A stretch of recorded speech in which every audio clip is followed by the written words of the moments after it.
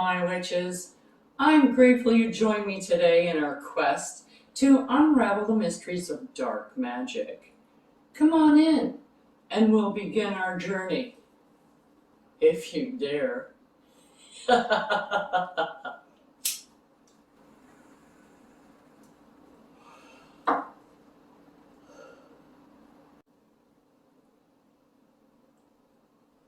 This is a friendly warning to those witches, regardless of your experience, that working with these types of energies can be more challenging and personally draining on your own energy.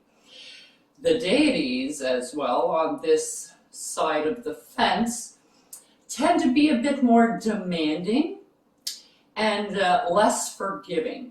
So I urge you now to do your research if you should be using a deity, as you should with any deity that you use, regardless of what pantheon you're taking them from. If you have any doubts or reservations or fears about anything that you see, I suggest that you wait until you feel more confident until you try one of these spells. So now that that's covered, let's play! Welcome, my witches. It's great seeing you today. Because today, we're going to be making what I call Employee of the Month powder. Now, it's not just for employees. It's basically for any kind of an authority type figure. So you can have like, one for the best student, So teachers, your shift manager, anybody that is, even a leader in your group, anything like that. Somebody that you want to have like you, to put you in a better light. Okay, so what you're going to need is a mortar and a pestle because you're making a powder. Now, I'm going to be putting my powder in this little doggy bag I have. It's just a snack bag. Because when you're finished with this powder, what you want to do with it is you want to sprinkle it around their desk or across the threshold of their office or maybe in front of the door of their car or their locker or something like that. Somewhere where they're going to be a lot. So you need a tag lock. Now, if you remember what a tag lock is, it is something that is biological from your target. So if your target is like your boss, maybe you can get something like the lid off of a coffee cup, Timmy's coffee cup, the morning coffee, grab that, and you've got DNA on that coffee cup.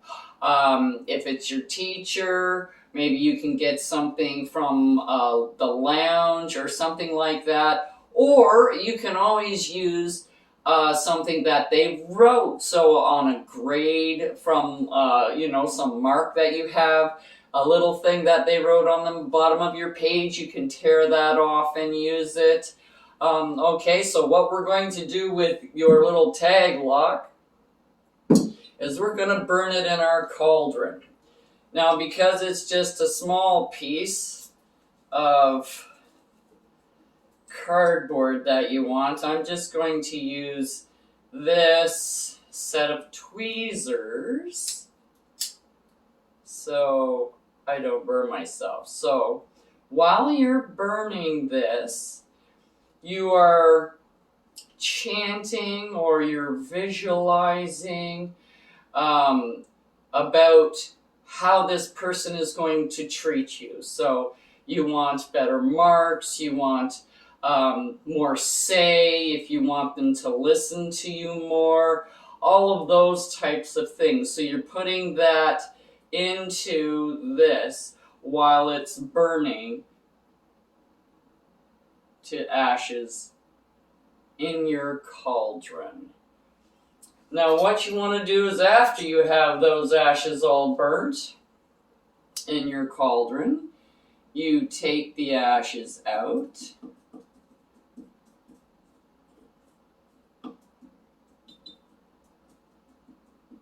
I still have a couple of red embers in there. So I'm taking that out and putting it in my mortar and pestle. Because we're going to grind the ashes of that tag lock into the powder. Okay? Now you also want to have a nice little tag lock for you. So you can also use a coffee cup, or you can use something that you wrote on, or you can use a petition, you can use anything like that you want. You can also use your own saliva. So if you have something like this, there, that's a tag lock for me. So you want this to link the both of you together. So now we're going to burn this as well.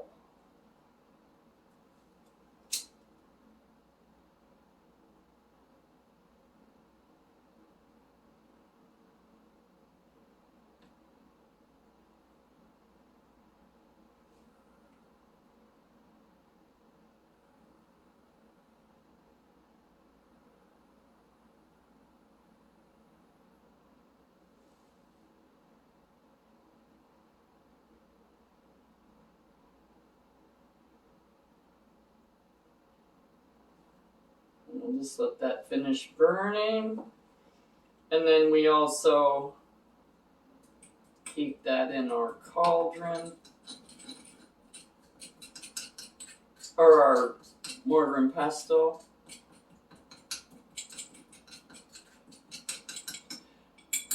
Okay. Now, the base of our powder is going to be sugar. Now you can use any kind of sugar that you want. I just have regular table sugar. So what you want is you want basically the amount that you're going to be using. So if you're making, I got maybe, I don't know, a little over 1/4 of a cup. Now you don't need to pour it all in here. Okay, because it's going to be kind of hard to stir all of this into here. If you want to make a big batch, you only need to grind up a small amount to make a big batch. And I'll show you what I mean. So we have our sugar. And then we have some cloves. Now depending on how much powder you're making is going to depend on how much cloves you want. So I'm going to be putting in a few. I'm just grabbing some and putting some in there. So we have cloves. Now you can do this per ingredient as always, or you can do it all at once. So if you want to, at this point, you can sit here and put some intent into your powder at this point. And you can also grind at this point as well. So if you want to grind, or you can put 2 or 3 in and then grind, and it depends on how you want to do things. So I suggest you put in the sugar first because sugar is abrasive. And then you put in your bigger stuff like cloves. Cloves are kind of big, so you want to get them into a powder, so you want to grind them. And then next we're going to put in some star anise. Now star anise is kind of sort of big and bulky too. So, and it's a little bit easier if you kind of break your star anise as you're putting it in. And then you don't have to do so much pounding. I'm going to put in a little bit more, I think. Okay, so that's star anise.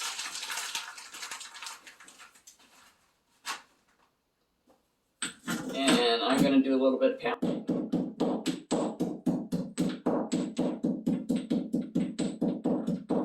And we're going clockwise because you want to bring this to you.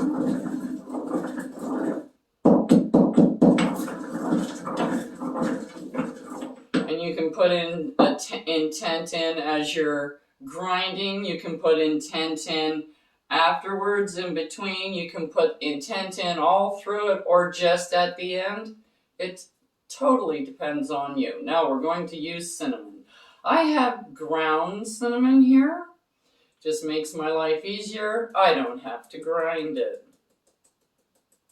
So if you have any of this stuff that's already ground, you can totally just use the ground stuff. You don't have to actually do any grinding, but mixing it together, you can put intent into it. So we have our cinnamon. Just going to put that there.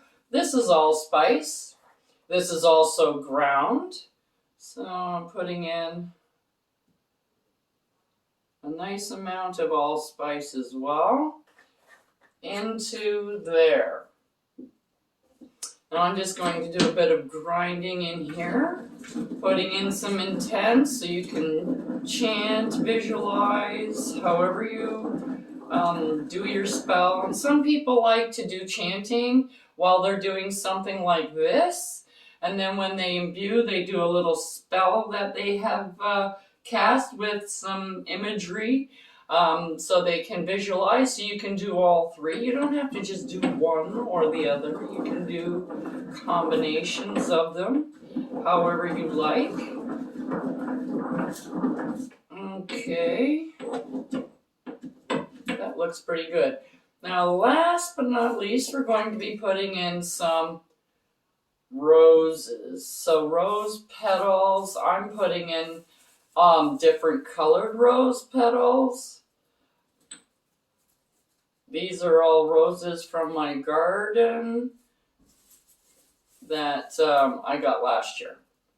So we're going to be putting in that. That looks like lots. Put the lid back on that.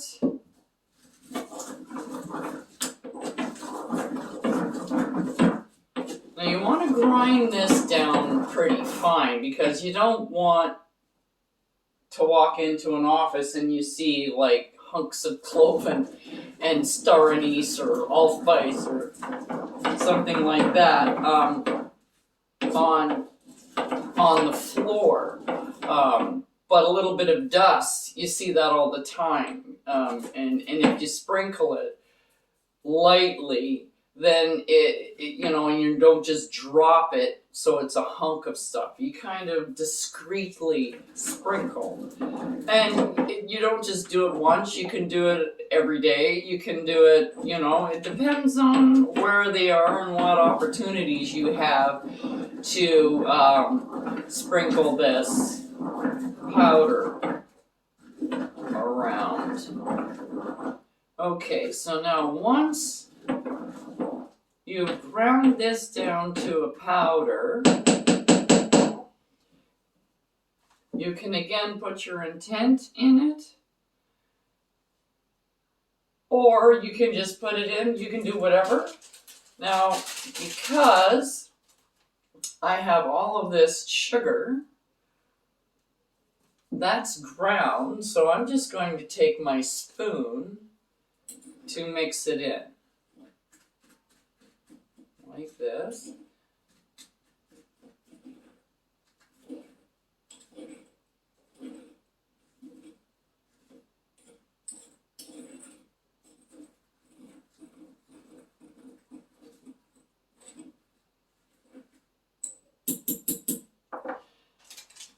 There. Then I can just pour it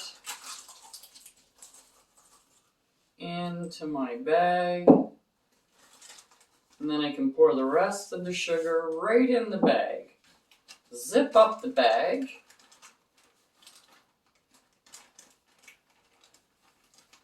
If I can get it to zip up.